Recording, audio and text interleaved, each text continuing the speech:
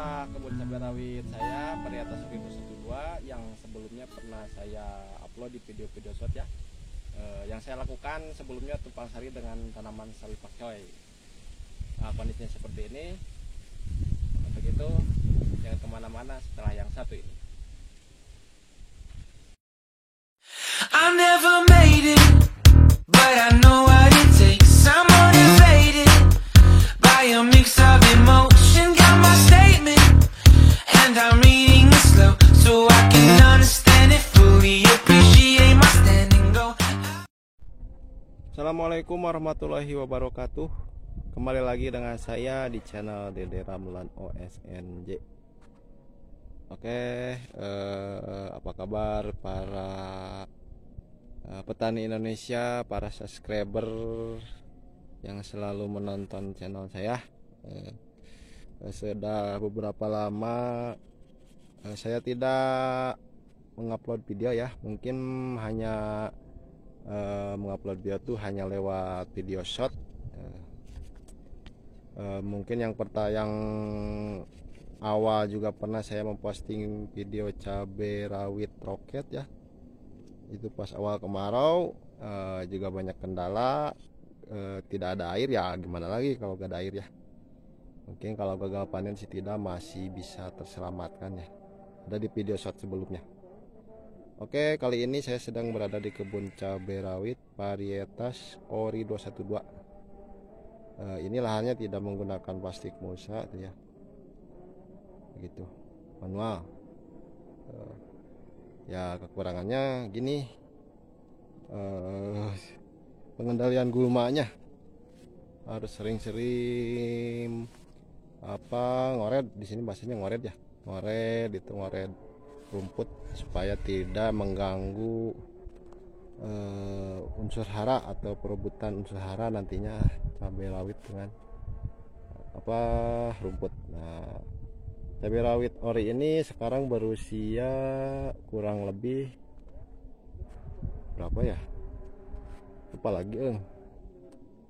Pokoknya ini udah saya tumpang sari dengan 2 musim sawi.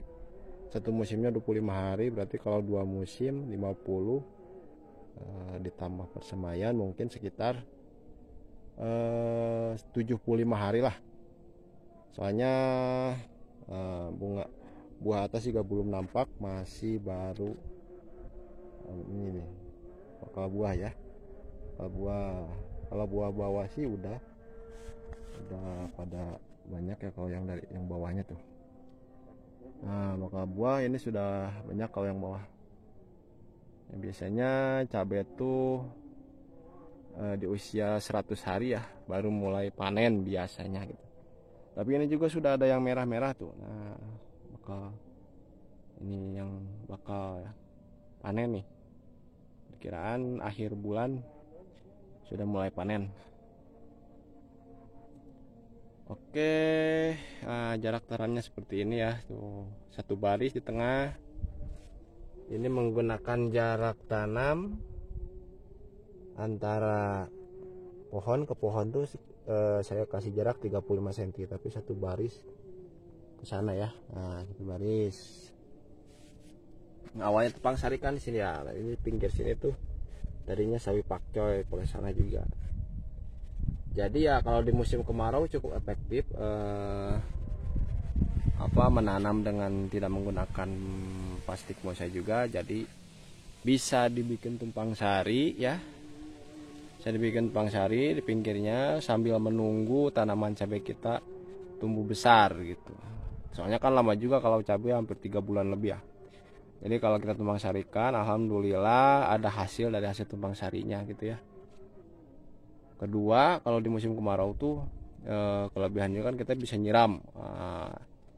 Ya tergantung kondisi airnya juga. Kalau di sini lahan yang ini kebetulan sumber airnya cukup banyak gitu. Jadi sekalian nyiram tanaman sawi, sekalian juga ini juga kan cabai rawitnya kesiram ya, seperti itu.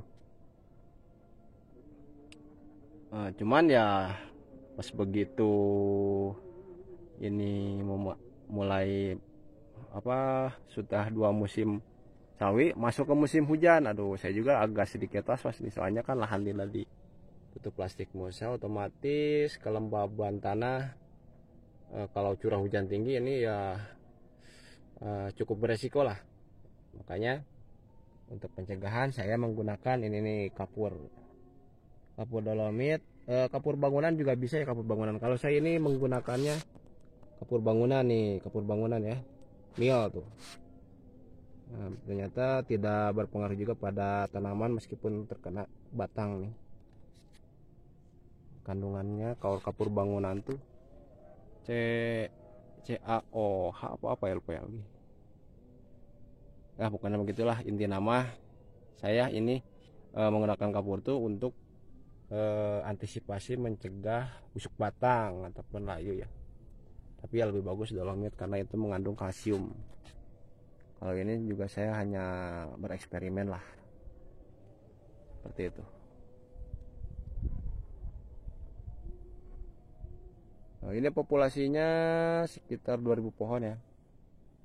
Awalnya sih cukup bagus ya, sehat tanaman, cuman makin lama ini yang kuning mulai ada tuh. Nah, kuning layu juga ada yang kena layu akibat curah hujan tinggi ya. Nah, seperti ini jaraknya. Nah, kuning juga ada. Emang susah pengendalian kuning tuh. Nah, kita keliling dulu. Ini perkiraan tuh sekitar 1 bulan lagi baru buahnya mulai banyak di buah atas nih. Buah atasnya mulai banyak nanti ya, perkiraan 1 bulan lagi.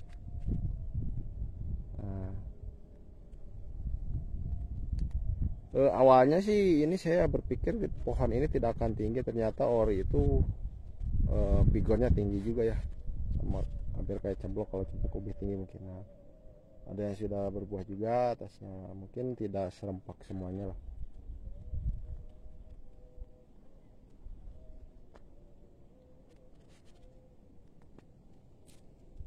Untuk pupuk dasar ini saya tidak menggunakan pupuk kimia ya. Ini hanya menggunakan kohe ayam petelur sama kohe kambing, tetapi ini difermentasi dulu ya. Alhamdulillah, meskipun curah hujan tinggi, tingkat kelayuan tidak terlalu signifikan, masih dikatakan wajar lah.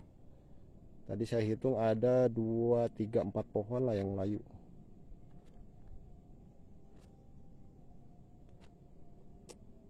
Jadi emang kalau pupuk dasar tuh sekarang saya juga beberapa kali melakukan uji coba ya. Jangan disepelekan dalam dalam olah lahan. Jadi emang pupuk kandang tuh harus benar-benar matang ya. Jadi saya belajar dari pengalaman yang pernah saya lakuin. Perbedaan antara yang pupuk dasar yang kita lakukan kompos dulu, fermentasi, sama yang langsung dari kandang ataupun dari karung kita tebar di lahan, itu perbedaannya jauh. Jadi kalau yang pupuk kandangnya sudah matang, nah contohnya seperti ini, meskipun lahannya tidak dibungkus plastik, curah hujan tinggi, aman dari serangan layu ya. Berbeda ini lain cerita kalau misalkan pupuk kandangnya tidak matang, kemungkinan besar akan mudah terserang penyakit layu, karena hampir 80% itu bakteri jahat itu berasal dari pupuk kandang ya. Kesana.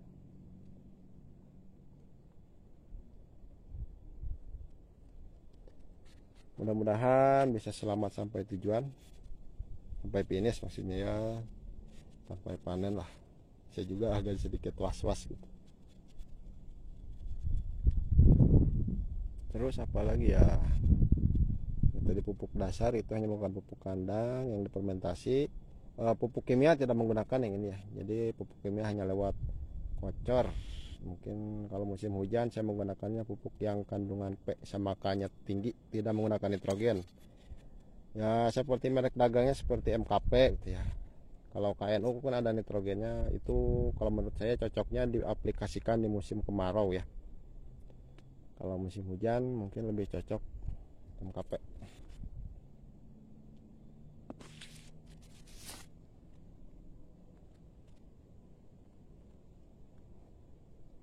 ke bawah tuh. Nah, masih ke sana. Nah, kalau ini sudah ya, sudah berbuah, malahan sudah ada yang matang ini.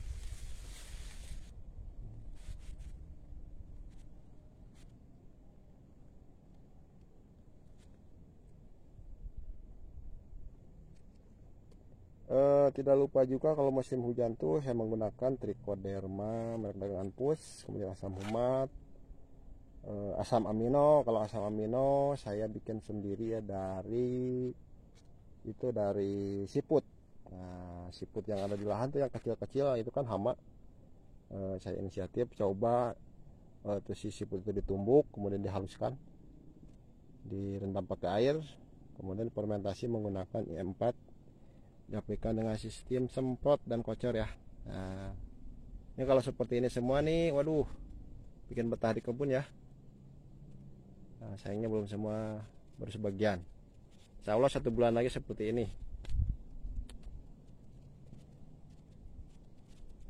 Intinya kalau di musim hujan seperti ini, jaga pH tanah ya, jangan sampai drop gitu. Makanya menggunakan dolomit juga bisa menaikkan pH tanah untuk mencegah layu ataupun serangan penyakit yang lainnya, seperti itu.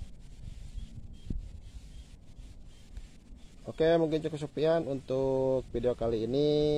Next di video selanjutnya. Terima kasih, semoga bermanfaat. Akhir kata, wassalamualaikum warahmatullahi wabarakatuh.